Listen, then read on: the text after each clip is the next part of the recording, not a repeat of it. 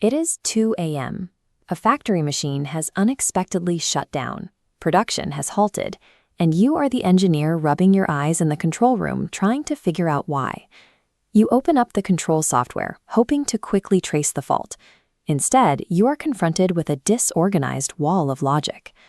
When a machine has been running for years, the PLC program is often the only documentation left.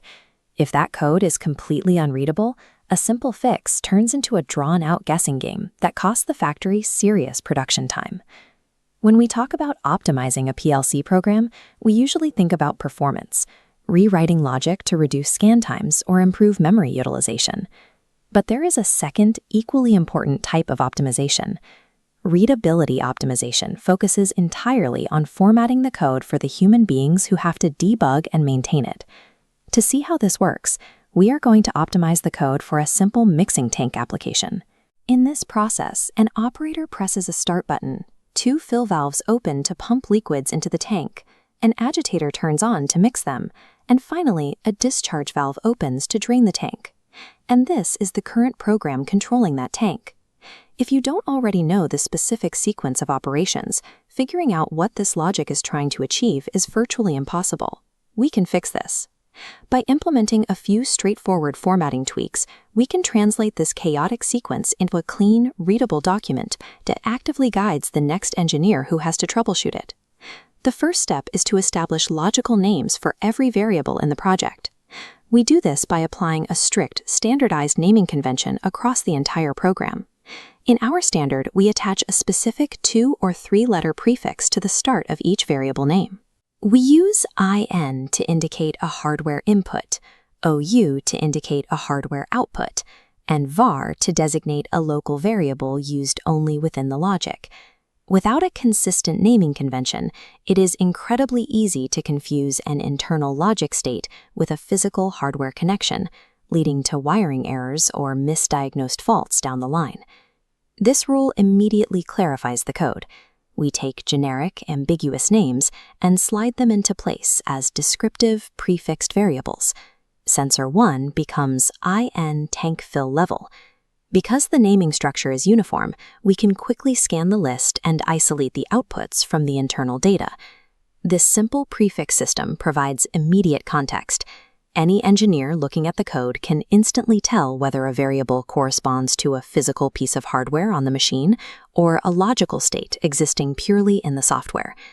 Next, we add detailed variable comments directly into the declaration area of the programming environment. A proper variable comment includes specific technical details. It should list the allowed range of possible values, the exact unit of measure, information about the specific hardware the variable connects to, and exactly what a value of true actually means in the physical world. Vague, unspecific comments do not help anyone.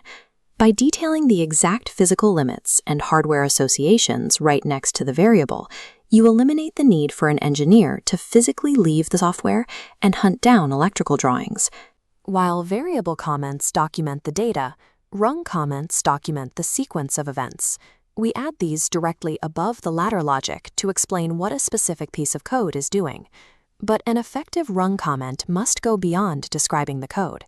It must explain the underlying rationale, the why behind the specific programming decision. Take the draining step for the tank. The lower limit is set to 1.0 instead of the 0.0 you might expect. To someone unfamiliar with the machine, that looks like a mistake. But because the rationale is documented right there in the rung comment, the next programmer knows exactly why that offset exists and won't accidentally break the machine by changing it to 0. By pairing rich variable definitions with detailed rung rationales, the program itself becomes a self-contained, comprehensive instruction manual for the machine's internal logic. Our next step is removing magic numbers, unexplained hard-coded values sitting directly in the logic. If a tank level sensor outputs a value between 4 and 20 milliamps, leaving those raw electrical numbers in the code makes it very difficult to understand how much liquid is actually in the tank. To make the numbers meaningful, we scale the raw data into engineering units as early in the program as possible.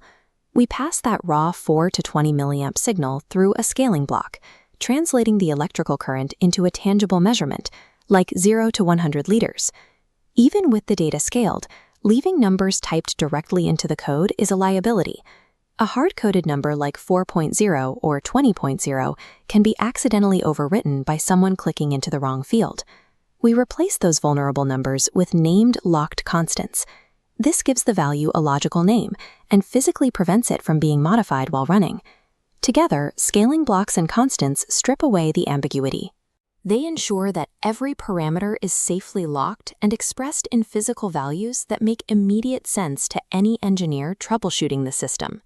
This is our fully optimized program. It is the exact same logic we started with, but the readability has completely changed. We applied a standardized naming convention to immediately identify hardware. We embedded comprehensive comments to explain the what and why of the logic.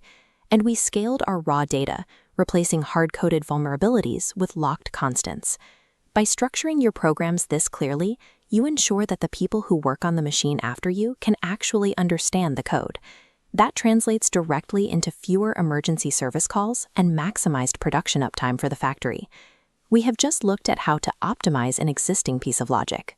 But applying these best practices from the very beginning, when you are building a new application from scratch, is how you build truly professional, reliable systems. If you are ready to learn how to write your own PLC applications from the ground up, check out our beginner course, Codesys 1, Introduction to PLC Programming, linked in the description below. You will learn how to build complete applications using a completely free, full-featured development environment. Upon finishing, you will earn an official certificate of completion from WAGO, proving that you have mastered the basics of writing clean, reliable, and professional PLC code.